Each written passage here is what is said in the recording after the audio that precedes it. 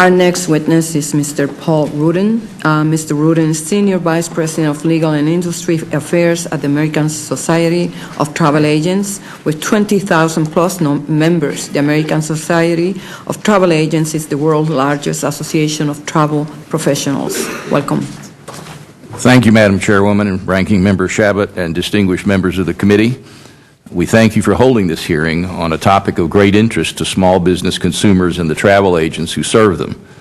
All of ASTA's travel agency members, from the small traditional storefronts to the major online retailers, meet the travel counseling and planning needs of the full gamut of travelers, from individuals through small companies to the large managed travel accounts of our country's largest corporations. The subject matter of today's hearing is familiar to nearly every American. Everyone has a story to tell about disrupted travel plans.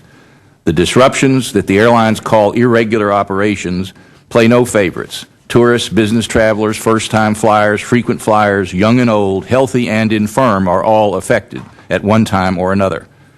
The symptoms of a systemic crisis are clear. Last year was the worst year on record for flight disruptions.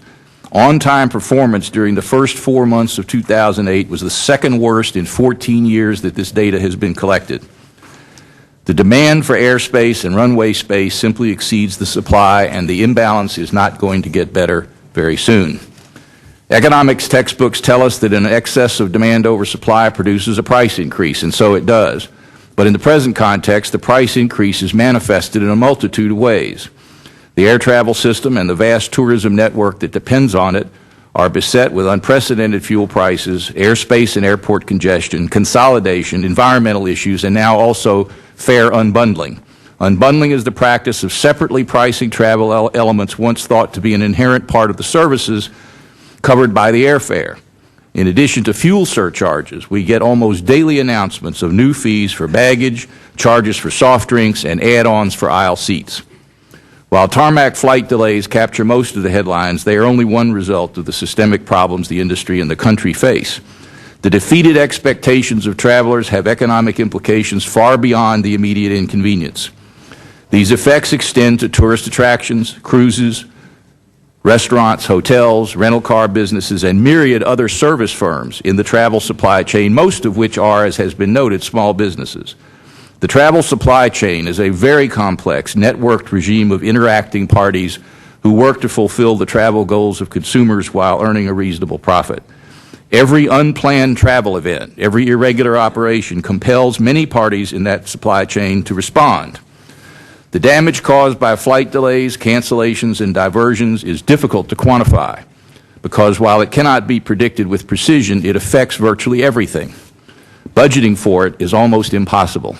The consequences of such disruptions include canceled meetings, unfilled hotel rooms, meals not served, transfers left unused, deals not consummated, tours not taken, catering not performed, conference schedules disrupted, and absent family members from once-in-a-lifetime events. In the background, additional uncompensated work must be done by travel agents and others in the supply chain to rearrange travel plans, reschedule meetings, lodging, and so on. Small business travel agencies, like other small businesses, are acutely affected by these disruptions. The economic fallout of these unexpected yet very familiar events impacts everyone in random and unmanageable ways. In addition to the immediate economic and personal effects, the repetition of these types of events over time erodes consumer and business confidence in the air transportation system, resulting, as has been noted, in decisions to avoid traveling altogether. The impacts trickle down and they trickle up throughout the economy. Decisions to avoid travel are reinforced by the well-documented failure of the airlines to respond to consumer needs for information and services when these unplanned yet foreseeable irregularities occur. As the 10th anniversary of the airline's 1999 passenger service commitments approaches next year, most of the 12-point promises made then remain unmet. Efforts are underway to change that, but much remains to be done. The air transportation system that is a mainstay and principal stimulator of the American economy is indeed in very serious trouble. Secretary of Transportation Mary Peters introduced earlier this year some new measures which we support that will deal with things like inadequate passenger protections and congestion. We support those.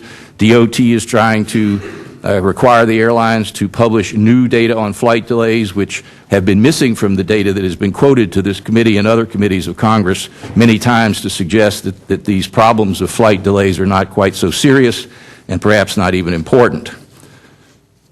The short-term outlook, however, is not encouraging. These unbundling practices are coming at a time when they will confuse consumers even more and alienate them even further from the system on which they are dependent. We also now are seeing the reintroduction of minimum stay requirements, and these and other practices are going to spread and further erode the goodwill between consumers and the air travel system. I see that my time has expired. Thank you very much.